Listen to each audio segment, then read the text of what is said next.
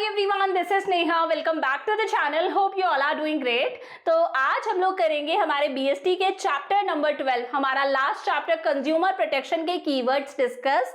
अच्छा देखो, इससे पहले आपके चैप्टर नंबर 11 तक के सारे कीवर्ड्स मैं ऑलरेडी अपलोड कर चुकी हूँ। तो अगर आपको कुछ भी पढ़ना है चैनल पर हो, प्लेलिस्ट में जाओ, आपको कीवर्ड्स की प्रॉपर प्लेलिस्ट मिलेगी, केस स्टडीज की प्लेलिस्ट मिलेगी, वन शॉट लेक्चर्स की प्लेलिस्ट मिलेगी और नीचे जब आप चाहोगे तो आपको बीएसटी के पूरे कोर्स की प्लेलिस्ट भी मिलेगी। तो कुछ भी पढ़ना है आप प्लेलिस्ट में जाके चेक कर सकते हो, सारी चीजें वहां पर सीक्वेंस में अरेंज है, वहां से पढ़ लेना। अभी हम लोग बात करते हैं चैप्टर नंबर 12 कंज्यूमर प्रोटेक्शन के कीवर्ड्स की। देखो, कीवर्ड्स का मतलब क्या है? अगर ये वर्ड्स, ये हिंट्स, ये क्लूज आपको अपनी केस स्टडी में मिलते हैं तो इन वर्ड्स को देखकर आपको समझ में आ जाएगा कि आपकी केस स्टडी कौन से कॉन्सेप्ट से बिलोंग करती है, यहाँ पर कौन से टॉपिक की बात करी गई है। तो कहीं ना कहीं केस स्टडी को समझना थोड़ा सा आसान हो जाता है कीवर्ड्स की हेल्प से। शुरू करते हैं। Act that seek to protect the interest of consumers, एक ऐसा एक्ट जो कंज्यूमर्स के इंटरेस्ट को प्रोटेक्ट करता है। तो नाम से ही समझ में आ रहा है, कंज्यूमर प्रोटेक्शन एक्ट 2019 की यहाँ पर बात करी गई है। क्लियर है? अब देखो, कंज्यूमर प्रोटेक्शन एक्ट से रिलेटेड 4 इंपॉर्टेंस की मैं बात करती हूँ। ये इंपॉर्टेंस आपकी केस स्टडीज में पूछी जा सकती है। Providing information to the ignorant consumers about their rights and responsibilities. देखो, हमारी कंट्री में बहुत सारे कंज्यूमर्स ऐसे हैं जिन्हें अपने राइट्स के बारे में नहीं पता, अपनी रिस्पॉन्सिबिलिटीज के बारे में नहीं पता। तो मैं ये बोल सकती हूँ कि हमारे यहाँ पर क्या है, कंज्यूमर इग्नोरेंस है। जो कंज्यूमर्स है वो इग्नोरेंट है। तो कहीं ना कहीं ये कंज्यूमर प्रोटेक्शन एक्ट जो है वो कंज्यूमर्स को एजुकेट कराता है, उनको उनके राइट्स और रिस्पॉन्सिबिलिटीज के बारे में बताता है। वेरी फ्यू कंज्यूमर ऑर्गेनाइजेशंस, हमारी कंट्री में बहुत कम कंज्यूमर ऑर्गेनाइजेशंस है।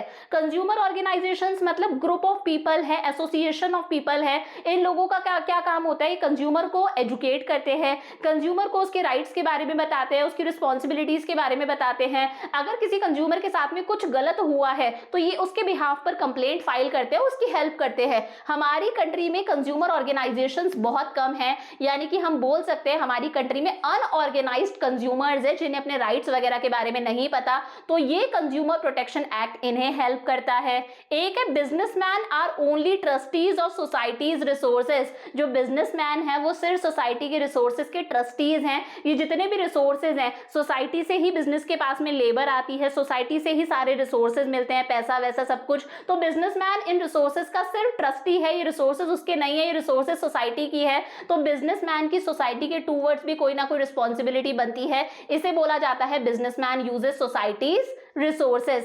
एक इंपॉर्टेंस है, businessman who ignore the interest of consumer lose their goodwill and client. Very important, वो बिजनेसमैन जो सोसाइटी के बारे में नहीं सोचता, जो अपने कस्टमर्स के बारे में नहीं सोचता, जो अपने कस्टमर्स के इंटरेस्ट के बारे में नहीं सोचता, ऐसा बिजनेस जल्दी ही अपनी गुडविल और अपने क्लाइंट सब खो बैठता है। इसे बोला जाता है long term interest of business. अगर बिजनेस अपने क्लाइंट्स, अपने कस्टमर्स के बारे में सोचेगा, उनके इंटरेस्ट के बारे में सोचेगा, तो ये बिजनेस के लॉन्ग टर्म इंटरेस्ट के लिए इंपॉर्टेंट है। तो ये इंपॉर्टेंस हो गई। उसके बाद में राइट्स की बात करते हैं। देखो, राइट्स, फिर बात करेंगे रिस्पॉन्सिबिलिटीज की।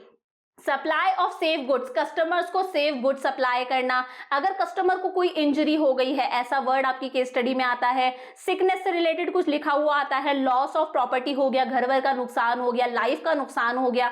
अडल्टरेटेड फूड है, ऐसा फूड बेचा गया है जिसके अंदर मिलावट है।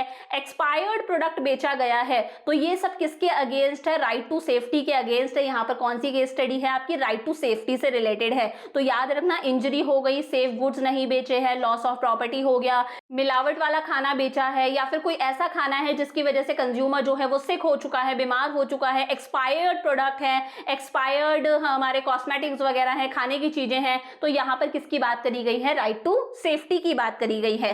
Complete information about the content of product, wrong information. अगर आपको केस स्टडी में ऐसा कुछ भी लगता है कि इंग्रेडिएंट्स के अंदर गलत इंग्रेडिएंट्स मेंशन है, कस्टमर को गलत इंफॉर्मेशन दी गई है, उसे कंप्लीट इंफॉर्मेशन नहीं दी गई है, ये किसके अगेंस्ट जाता है? ये राइट टू इंफॉर्मेशन के अगेंस्ट जाता है।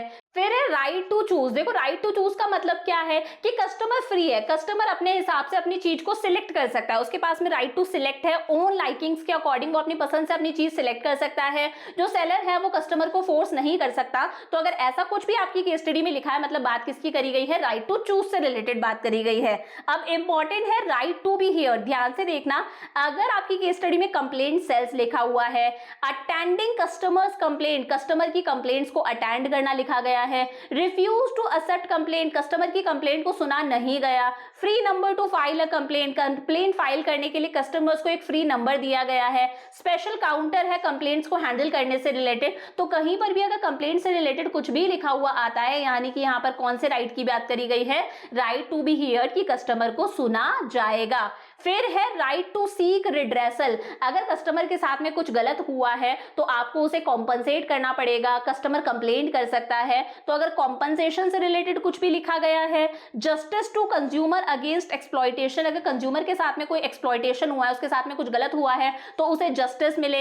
रिप्लेसमेंट ऑफ गुड, आपने गलत गुड बेच दिया था, खराब गुड बेचा था, तो आप उस गुड को रिप्लेस करो। एक्सचेंज ऑफ प्रोडक्ट, कस्टमर का प्रोडक्ट एक्सचेंज होना चाहिए। रिपेयर ऑफ गुड्स और सर्विस, अगर आपने उसको कोई खराब गुड और सर्विस दे दिया तो उसका रिपेयर वहां पर पॉसिबल है, या फिर उस पर्टिकुलर गुड को ही आप मार्केट से हटा लो, अब आप उस गुड को बेचोगे ही नहीं। तो ये सब क्या है, राइट टू सीक रिड्रेसल। अगर ऐसा कुछ भी लिखा हुआ आता है, समझ आना किसकी बात करी गई है, राइट टू सीक रिड्रेसल।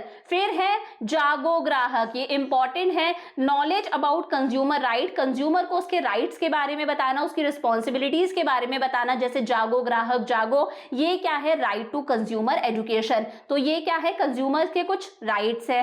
अब देखो रिस्पॉन्सिबिलिटीज की बात करते हैं, aware of rights and exercise them, customer जो है वो अपने राइट्स के बारे में जानता है और उन राइट्स को एक्सरसाइज भी करता है, यानी कि वो उन राइट्स को यूज भी करता है। ये उसकी एक रिस्पॉन्सिबिलिटी है कि उसे अपनी राइट्स की नॉलेज होनी चाहिए और वो उन राइट्स को यूज भी करे। इसे बोला जाता है consumer must exercise his rights. फिर है no blind trust on the words of seller, seller की बातों पर ऐसे की ऐसे यकीन ना करना, ब्लाइंड ट्रस्ट ना करना। Insist on getting information about quantity, price etcetera of the product, जो हमारा कस्टमर है वो सेलर को बोले कि भाई वो उसको उस प्रोडक्ट की क्वांटिटी के बारे में बताए, प्रोडक्ट की प्राइस के बारे में बताए, ऐसे ही वो सेलर की बातों पे ट्रस्ट ना करे। इसे बोला जाता है कि हमारा कंज्यूमर कैसा है, कॉशियस है, वो अपने राइट्स और रिस्पॉन्सिबिलिटीज के बारे में जानता है, बहुत ही अवेयर कंज्यूमर है। तो कंज्यूमर कैसा होना चाहिए, कॉशियस होना चाहिए। चेकिंग क्वालिटी मार्क्स, अगर आप कोई भी प्रोडक्ट खरीद रहे हो तो आप उस पर क्वालिटी मार्क्स चेक करो, जैसे ISI मार्क हो, एग मार्क हो, वूल मार्क हो, ISO हो गए, सारे मार्क्स देखकर आप प्रोडक्ट को खरीदो। तो consumer must be quality conscious, हमारा जो कंज्यूमर है वो क्वालिटी कॉन्शियस होना चाहिए।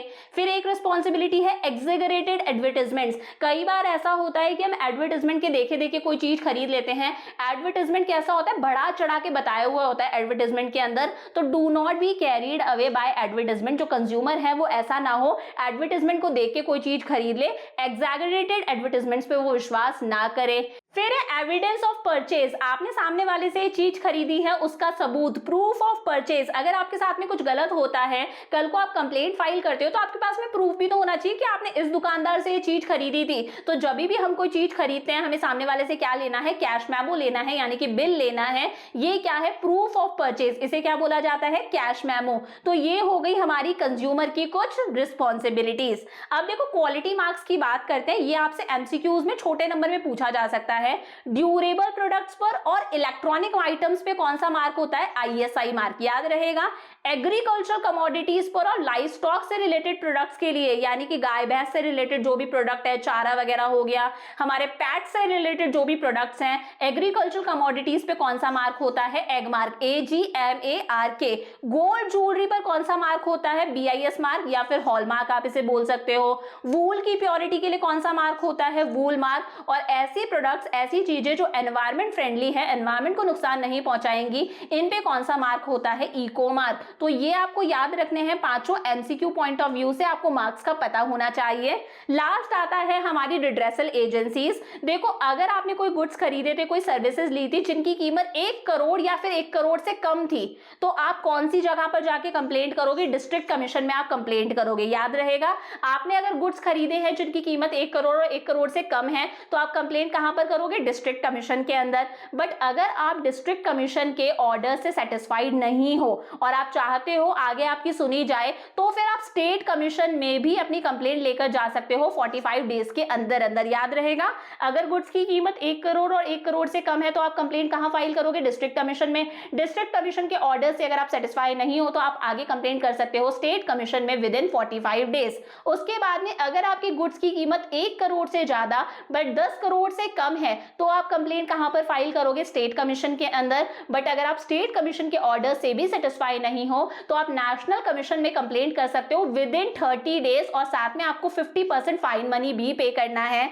और अगर आपके गुड्स की कीमत 10 करोड़ से भी ज्यादा है तो आप कहां कंप्लेंट फाइल करोगे, नेशनल कमीशन में। और अगर आप नेशनल कमीशन के ऑर्डर से भी सेटिस्फाइड नहीं हो तो आप अगले 30 दिन के अंदर 50% फाइन मनी देके आगे सुप्रीम कोर्ट में कंप्लेंट फाइल कर सकते हो। इसे मैं रिपीट कर देती हूं, अगर आपके गुड्स की कीमत 1 करोड़ और 1 करोड़ से कम है तो आप कंप्लेंट कहां फाइल करोगे, डिस्ट्रिक्ट कमीशन में। डिस्ट्रिक्ट कमीशन के ऑर्डर से सेटिस्फाई नहीं होते हो तो स्टेट कमीशन में आप कंप्लेंट फाइल कर सकते हो विद इन 45 डेज। अगर आपके गुड्स की कीमत 1 करोड़ से ज्यादा बट 10 करोड़ तक की है तो कंप्लेंट फाइल करोगे स्टेट कमीशन में। स्टेट कमीशन के ऑर्डर से सेटिस्फाई नहीं होते हो तो विद इन 30 डेज आप नेशनल कमीशन में भी कंप्लेंट फाइल कर सकते हो विद 50% ऑफ फाइन मनी। और अगर आपकी गुड्स की कीमत 10 करोड़ से भी ज्यादा है तो आप कंप्लेंट कहां फाइल करोगे, नेशनल कमीशन में। नेशनल कमीशन के ऑर्डर से अगर आप सेटिस्फाई नहीं होते हो तो विद इन 30 डेज आप सुप्रीम कोर्ट में कंप्लेंट फाइल करोगे विद 50% ऑफ फाइन मनी। सो ये हम लोगों ने कर लिए हमारे चैप्टर नंबर 12 कंज्यूमर प्रोटेक्शन के सारे कीवर्ड्स डिस्कस।